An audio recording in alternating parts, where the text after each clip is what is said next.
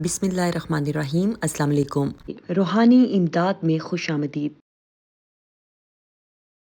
1 April 2014 کو جب مخدوم سید لال بادشاہ بخاری نے اپنے والد گرامی حضرت مخدوم سید سردار علی شاہ بخاری کے مزار پر چادر چڑھائی، اس موقع پر انہوں نے انتہائی اہم اعلان کیا کہ وہ ایک خالصتاً غیر سیاسی تنظیم غازی کشمیر کی بنیاد رکھ رہے ہیں، جس کی رکنیت ہر مسلمان فرد حاصل کر سکتا ہے کہ ان کے والد گرامی مجاہد اعظم غازی کشمیر حضرت پیر سید سردار علی شاہ بخاری نے ہمیشہ ظلم و جبر کے خلاف جہاد کو ترجیح دی اور مظلوم کی مدد و حمایت کی۔ اپنے والد محترم مخدوم سید سردار علی بادشاہ بخاری کے مقصد کو آگے بڑھاتے ہوئے وہ اس تنظیم کی بنیاد رکھ رہے ہیں۔ یہ خصوصی اور تاریخی اعلان اپنی رہائش گاہ پر کیا۔ اس موقع پر دونوں صاحبزادے مخدوم سید شیر علی بخاری ایڈوکیٹ نائب سجادہ نشین آستان عالیہ دینا اور مخدوم سید عباس علی بخاری سجادہ نشین آستان عالیہ سہروردیہ UK ہمراہ تھے۔ بہت سے مریدین، عمائدین شہر، سماجی شخصیات اور میڈیا کے نمائندگان موجود تھے۔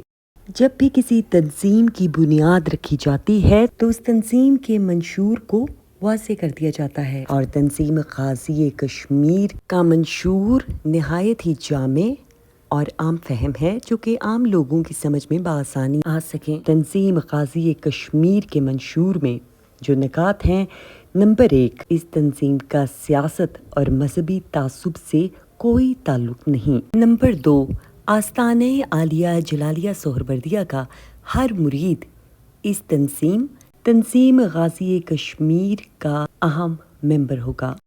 نمبر 3، ہر مسلمان تنظیم غازی کشمیر کی رکنیت حاصل کر سکتا ہے۔ نمبر 4، تنظیم غازی کشمیر ہر قسم کی فرقہ وارانہ بات چیت اور فرقہ واریت سے پاک ہوگی۔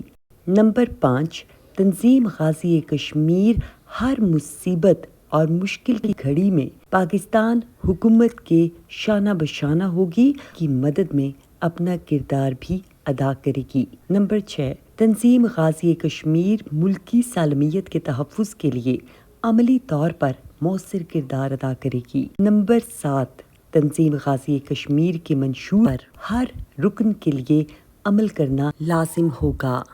تنظیم غازی کشمیر کا پس منظر جاننے کے لیے حضرت پیر سید سردار علی شاہ بخاری کے مرید اور دیرینہ ساتھی حاجی ولی داد ولد قطب الدین شناختی کارڈ نمبر 373012342549 کا بیان پڑھنا مفید ثابت ہوگا۔ سنیے۔ کتاب میں لکھا: میں حلفاً بیان کرتا ہوں کہ 20 مارچ 1947 کو راجہ شاہ نواز خان کے ہمراہ ان کی مد سے تقریباً 3000 بندوق قسم 303 چہر پتن سے جگو بدن کشتیوں کے ذریعے لایا اور کمانڈر مجاہد اعظم سید سردار علی شاہ بخاری کے حوالے کیں، جو کہ مجاہدین کے ساتھ پہلے ہی جگو بدن پر موجود تھے۔ میں اس امر کا عینی شاہد بھی ہوں۔ گاما میرپور آزاد کشمیر میں یہاں پر نامی گرامی ہندو آباد تھے۔ ان کی حویلی سرداروں والی حویلی کے نام سے مشہور تھی، جو ان کا ایک زبردست اور مضبوط مورچہ تھا۔ اس حویلی کو فتح کرنے کے لیے پیر سردار علی شاہ بخاری اور چودھری نور حسین چیچیاں والے، جو کہ آزاد کشمیر فتح ہونے کے بعد آزاد کشمیر کے صدر بھی رہے، ان کے ہمراہ تھے۔ ان دونوں مجاہدین نے اپنے بہادر نوجوانوں کے لشکر کے ساتھ تقریباً 1 ہفتہ جنگ کی اور 150 ہندوؤں کو موت کے گھاٹ اتار کر رات کے 12 بجے اس حویلی کو فتح کر لیا۔ اور اس ہفتے سامان رسد کا شاندار انتظام قاضی ولی داد نے بہت احسن طریقے سے انجام دیا۔ 25 اکتوبر 1947 کو کمانڈر سردار علی شاہ صاحب نے میرپور شہر میں اپنے جوانوں کے لشکر کے ساتھ حملہ کیا، جن میں پٹھانوں کی تعداد زیادہ تھی۔ جب مجاہدین کا یہ لشکر پرانے میرپور کے فیصل دار شہر کے مغربی دروازے پر پہنچا جو کہ ہاتھی گیٹ کے نام سے مشہور تھا، کمانڈر سید سردار علی شاہ بخاری جو کہ نہایت ہی نڈر، بے باک، جرأت و بہادری کا پیکر تھے، بڑی دیدہ دلیری سے ہاتھی گیٹ پر چڑھ گئے اور راشٹریہ سواہم سیوک کے مسلح جوانوں سے لڑ کر اندر سے دروازہ کھول دیا اور نعرے تکبیر بلند کر کے جہاد شروع کر دیا۔ اس دوران دشمن کی فائرنگ سے ایک جوان شہید ہوا۔ چند مجاہدین نے اعتراض کیا کہ آپ کو نعرے تکبیر بلند نہیں کرنا چاہیے تھا۔ اس پر شاہ صاحب نے فرمایا، اسلام میں حملہ جب بھی کیا جائے تو سامنے سے نعرے تکبیر بلند کر کے کیا جائے اور چھپ کر حملہ نہ کیا جائے۔ فتح کے بعد جو بھی مال غنیمت اکٹھا ہوا، سید سردار علی شاہ بخاری نے اس میں سے کچھ بھی نہ لیا اور تمام مال غنیمت اسلام کے لیے وقف کر دیا۔ 25 اکتوبر 1947 کو میرپور پر حملہ کیا تو اس وقت صبح کے 4 بجے تھے۔ اللہ تعالیٰ نے ان کو بیٹے کی نعمت سے نوازا۔ افراتفری کے عالم میں آستان عالیہ کے عقیدت مند سچا بچہ کو نہایت احتیاط سے گھناس کے مقام پر لے آئے۔ گھناس کے مقام پر ایک سائیں مست قلندر جنگل میں رہتے تھے جو سائیں نانگا کے نام سے مشہور تھے اور لنگوٹ باندھا کرتے تھے۔ مخدوم سردار علی شاہ بخاری سائیں نانگا کے پاس گئے اور سلام عرض کیا۔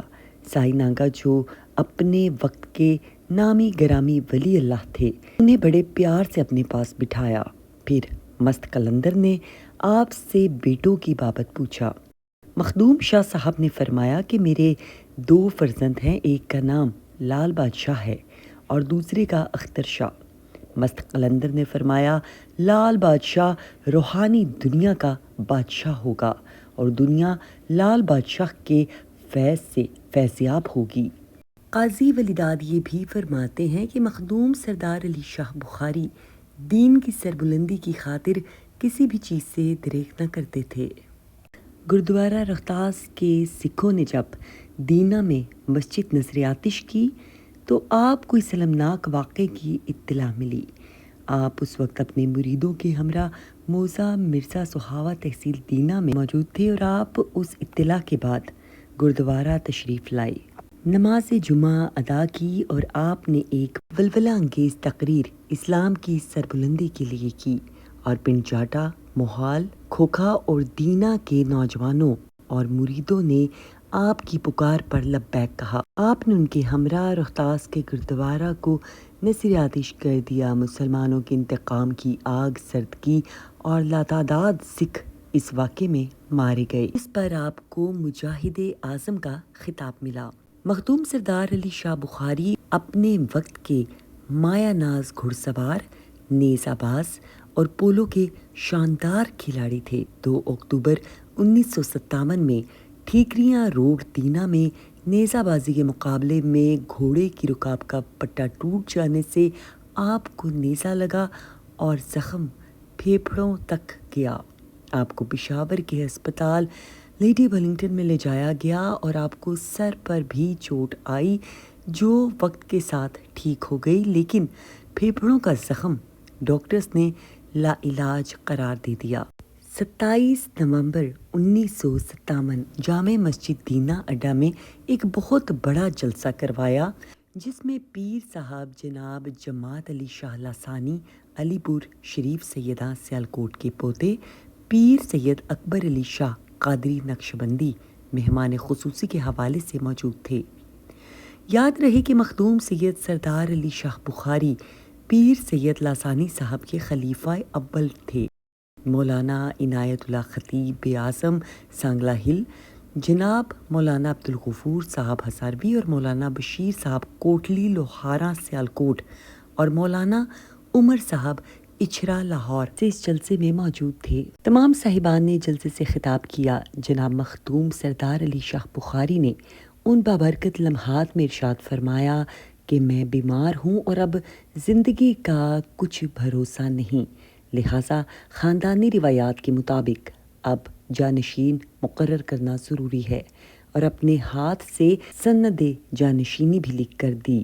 اس موقع پر مخدوم سید لال بادشاہ بخاری کو اسٹیج پر بلایا گیا اور رسم دستار بندی بطور سجادہ نشین ادا کی گئی، جس میں تمام علماء کرام نے بھی حصہ لیا اور رسم دستار بندی پائے تکمیل تک پہنچائی۔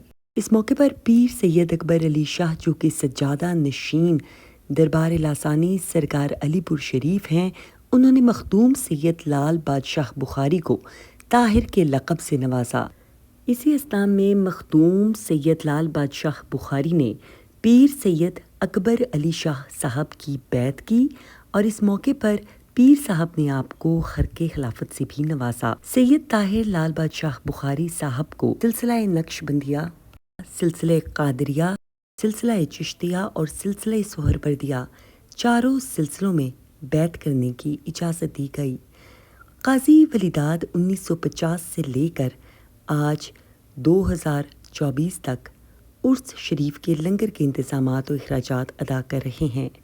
قاضی ولی داد کی اطاعت کرتے ہوئے ان کے بیٹے، بیٹیاں، نواسے، نواسیاں، پوتے، پوتیاں جو کہ برطانیہ میں مقیم ہیں، بڑھ چڑھ کر حصہ لے رہے ہیں۔ قاضی ولی داد کہتے ہیں کہ یہ بھی اعزاز حاصل ہے کہ مورخہ 2 اپریل 1996 کو پیر صاحب علی پور شریف چند پیر صاحب نے سید شیر شاہ بخاری صاحب کی دستار بندی کی اور سجادہ نشینی دی، اور نہ صرف یہ بلکہ 1998 میں جب سید عباس علی شاہ بخاری کی دستار بندی کی گئی اور سجادہ نشینی دی گئی، اور 2011 میں سید علی نوبہار بخاری جو کہ مخدوم سید لال بادشاہ بخاری کے پوتے ہیں اور سید شیر شاہ بخاری کے فرزند ہیں، ان کی بھی دستار بندی ہوئی۔ یہ ساری تقریبات خود بچشم خود ملاحظہ کیں۔